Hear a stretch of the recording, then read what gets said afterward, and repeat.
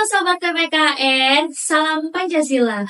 Nah, pada kesempatan kali ini kita kedatangan tamu spesial, di mana ini adalah seorang putri bisa jadi kebanggaan Fakultas Keguruan ya, tepatnya di Prodi PPKN. Ini kita perkenalan dulu. Halo kakak. Halo.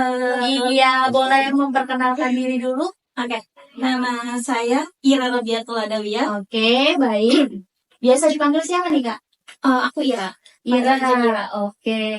Mungkin buat semuanya teman-teman ya yang di luar sana ya, barangkali yang nonton ini, siapa sih ini Kak Ira? Jadi Kak Ira ini adalah wisudawan terbaik gelombang 114.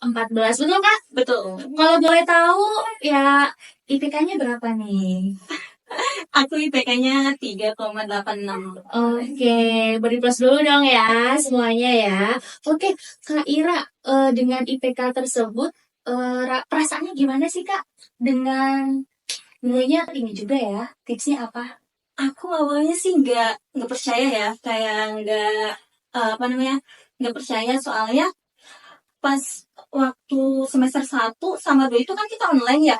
Jadi pas waktu semester 1 emang semangat itu. Tapi pas semester 2 mungkin udah bosen, udah boring juga mungkin ya. Soalnya kan kita belajar online di depan laptop, sedangkan di rumah juga kadang sinyal jelek juga kan. Nggak balance gitu antara ini ya. Makanya itu sedikit menurun. Makanya pas semester akhir-akhir ini, saya pas ketika offline itu ngejar supaya setiap semesternya itu mempertahankan IPS-nya itu. Jadi saya memaksimalkan gimana caranya supaya dapat nilai A dan hasil kumulatif nanti IPK akhirnya itu bisa sesuai dengan harapan gitu. Oke, luar biasa.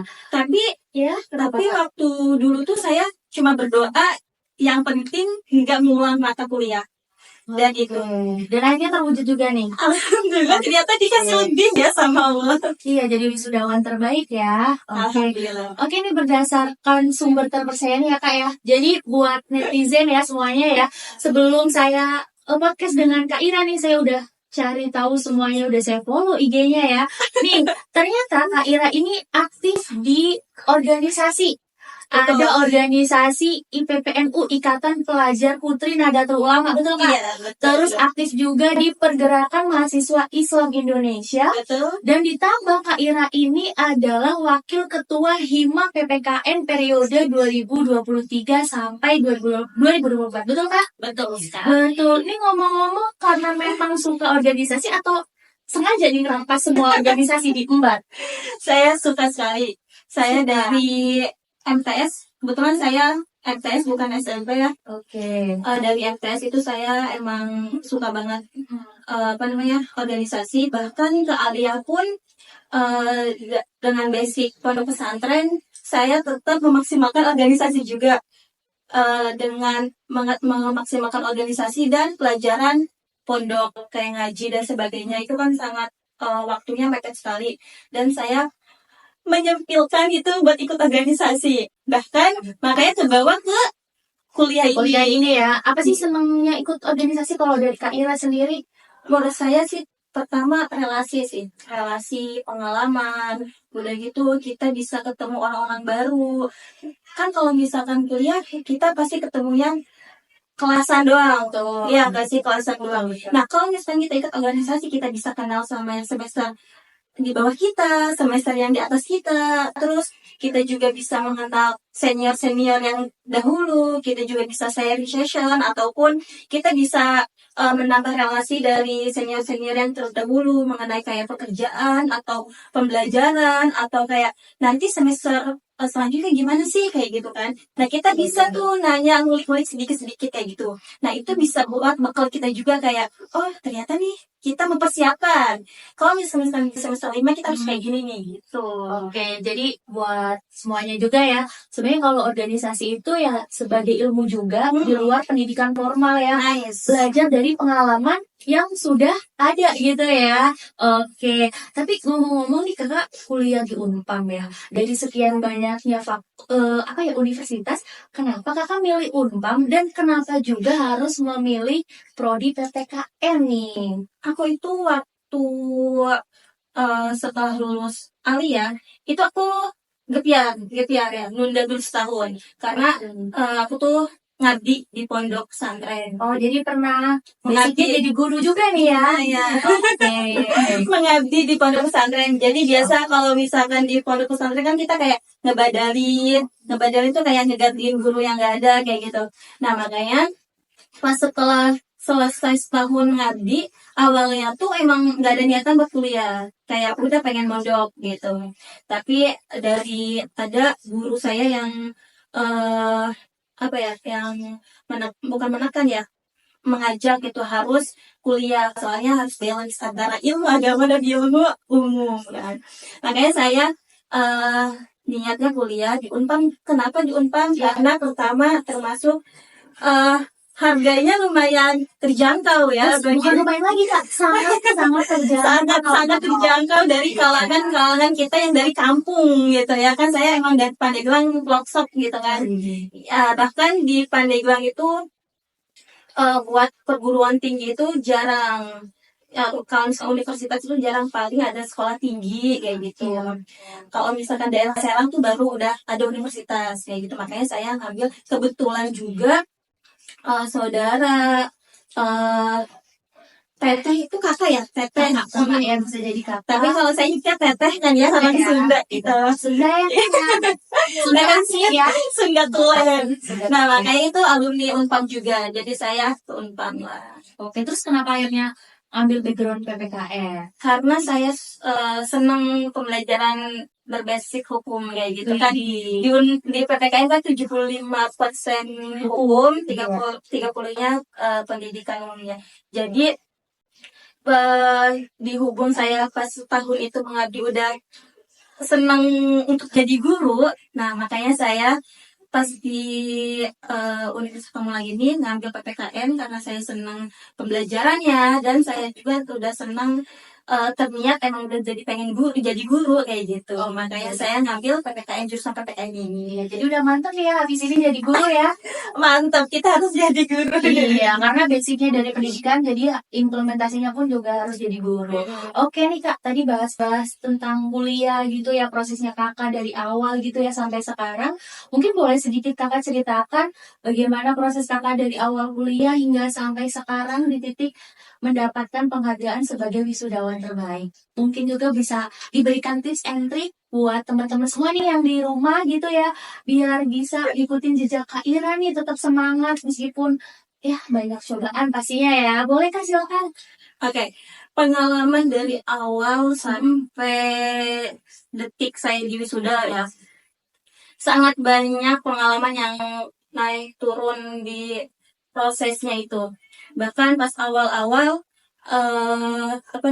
masa-masa corona ya, COVID-19, itu masa-masa kayak pembelajaran juga kayak apaan sih kayak gitu. Soalnya boring banget, kita di rumah sendiri cuma depan laptop kayak gabut cuma bisanya scroll TikTok sampai bosen scroll lagi ya gitu ya. Nah iya, makanya kayak enggak kayak kuliah itu enak tahu gitu, bisa kenal sama orang-orang yang terjauh dari kita, bisa kenal-kenal sama daerah ini. Tapi nyatanya pas awal-awal kan online ya susah banget. Dan bukan itu aja, dari awal itu emang aku ini jauh aku ini mahasiswa KIP juga. Oh, dapat beasiswa juga. Beasiswa KIP juga, makanya dari situ kita harus mempertahankan IPK kita, gimana caranya nggak turun. Kita harus memperbanyak prestasi kita, soalnya kan nanti setiap tahunnya itu, setiap semester ya, setiap semesternya itu nanti dikasih luaran ke LKA kayak gitu. Jadi nanti dicek tuh prestasi apa aja yang kita udah lakuin di semester ini kayak gitu. Dan IPK-nya berapa, turun apa enggak kayak gitu. Makanya saya gimana caranya kita mempertahankan IPK kita supaya enggak turun sama sekali kayak gitu. Dan kalau misalkan emang buat pembelajaran selanjutnya di semester 5, semester 6 itu emang benar-benar menantang banget ya, kayak kita harus praktek. Semenantang apa itu mulai disupil. Semangat buat kalian ini masih masa kuat kan? Iya, sebentar lagi udah semester 5. Iya. Nanti ada pelajaran math, pelajaran udah itu statistik kayak gitu. Nah itu semangat soalnya buat bekal nanti skripsian juga. Nah itu menurut saya poin pertama kalau misalkan kuliah itu kita harus punya teman yang saling support. Oke, berarti pertama itu perlu adanya teman ya, teman ataupun relasi. teman. Iya. Plus temennya nggak cuma ninggalin kayak gitu loh, jadi temennya harus solid, support kayak gitu. Solid lah temennya, jadi bisa ngebantu kita, bisa mengajak kita ke dalam ke hal baik-baik kayak gitu, supaya kita emang cepat terus tetap juga. Terus apa lagi nih Kak tipsnya? Satu lagi, tadi kan harus teman, jadi teman yang positif gitu ya. Positif terus. Harus positif terus ya. Semangat dong, bentar lagi skripsi, bentar lagi lulus gitu Iya, ya. kayak gitu. Jadi kayak kalau misalkan emang kayak ya udah lu aja gitu, itu enggak banget sih kalau misalkan ini, tapi ya harus pintar-pintar cari temen buat kayak ngedorong kita supaya kita tuh nambah semangat kayak gitu. Oke, mungkin dari Kak Ira ada nih pesan mungkin buat adik tingkat yang masih kuliah di PPKN biar tetap semangat dan bisa mengikuti jejak Kak Ira sebagai wisudawan terbaik. Silakan Kak, mulai satu kata dua kata nih untuk teman-teman semua, atau mungkin dari mahasiswa lain gitu yang ingin sama-sama belajar, apalagi kan Kak Ira ini juga kerja ya, sambil ada freelance juga gitu ya Kak. Jadi tips untuk mengatur waktunya seperti apa? Boleh Kak Ira, silakan.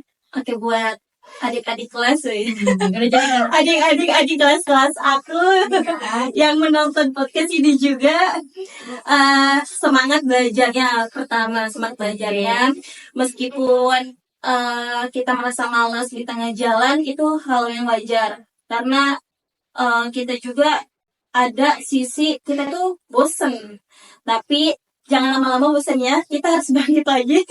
Kita harus semangat buat belajar dan buat ingat tujuan kita awal itu apa kayak gitu. Jadi jangan sia-siakan tujuan awal kita apa, pas tengah-tengah kita malah turun banget, jangan. Jadi kita kalau misalkan kita udah di titik terendah banget nih, kayak udah capek banget, kita lihat lagi tujuan kita apa buat kuliah ini, apalagi kalau misalnya kita udah ingat orang tua. Nah itu udah makanya kita semangat. Apapun itu, meskipun pelajarannya susah, meskipun tugasnya banyak, kalau misalkan tugas itu banyak nggak dikerjain, nggak bakal selesai. Tapi kalau misalkan dikerjain nyicil, itu insya Allah bisa selesai. Dan kayak ternyata kalau misalnya udah dikerjain ternyata gampang juga ya kayak gitu. Pernah kan? Pernah. Sering sih. Iya. Pas pertama kita kira susah banget ya kayak gitu, susah banget kayak bisa nggak ya? Tapi kalau misalnya emang kita udah nyoba, udah mempelajari dikit-dikit, oh ternyata ini, ternyata pas ketika udah selesai itu tugas kita bilang ternyata gampang juga ya gitu tugas ini. Gitu. Baik banget. Makasih ya Kak ya untuk tipsnya, dan buat teman-teman semua ya. Semoga bisa mendapatkan ilmu yang bermanfaat. Jadi bisa disimpulkan bahwa sebenarnya kuliah itu ya kembali lagi ke niat kita ya Kak ya, sama tujuan kita. Jadi buat teman-teman ya, kalau misal capek kuliah ya wajar lah, asalkan kita kembali ke tujuan kita dan percaya kalau usaha itu tidak akan mengkhianati hasil. Cukup sekian dari kami. See you. Kita belajar